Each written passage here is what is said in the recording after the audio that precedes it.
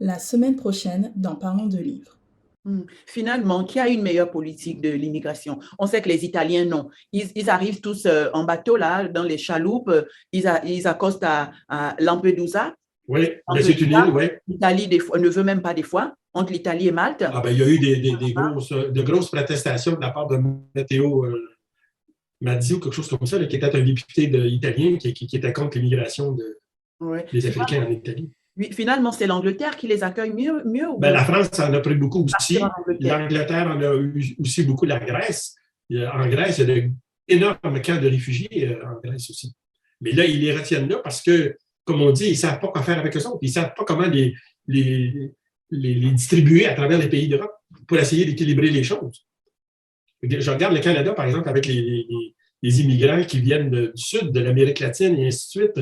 On en a accepté une quantité, mais on les fait venir par avion et tout ça. Mais c'était très limité parce que les pays ont des budgets très limités pour ça. Oui, c'est vraiment paradoxal tout ça. Parce que la communauté internationale qui est là, qui facilement, je vois qu'ils mettent il y a des présidents qu'on attrape, qu'on met facilement en prison et pas d'autres. Le président du Soudan, apparemment, il a un arrêt, on appelle arrêt international derrière lui depuis je ne sais pas combien d'années, mais il est toujours à la tête de son pays. Mais là, l'armée a pris le pouvoir au Soudan.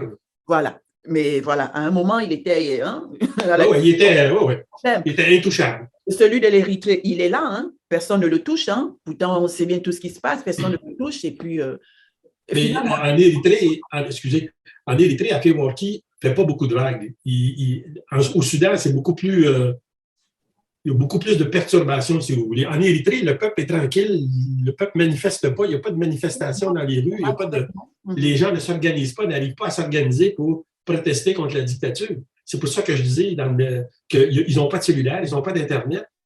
Comme c'est arrivé pendant la révolution égyptienne en 2011, les jeunes s'appelaient, s'envoyaient des messages textes sur leur téléphone, sur Internet, et ainsi de suite. Il y avait un réseau de communication. C'est pour ça qu'à un moment donné, Morsi a coupé l'Internet, parce qu'il voyait bien que les jeunes communiquaient entre eux. Alors, il a arrêté Internet. Afewerki, en Érythrée, il n'y a pas ce problème-là, parce que Internet n'existe pas, personne n'a des cellulaires. Alors, ça paraît drôle à dire, mais c'est presque un tam-tam qui est encore le meilleur moyen de communication. Wow. Il envoie ses sbires jusqu'à Paris, hein, faire la chasse aux... Oui. Oui, parce qu'il y a une station de radio à Paris qui donne des nouvelles et qui est écoutée par certaines personnes qui ont des radios ondes courtes, qu'on appelle, là.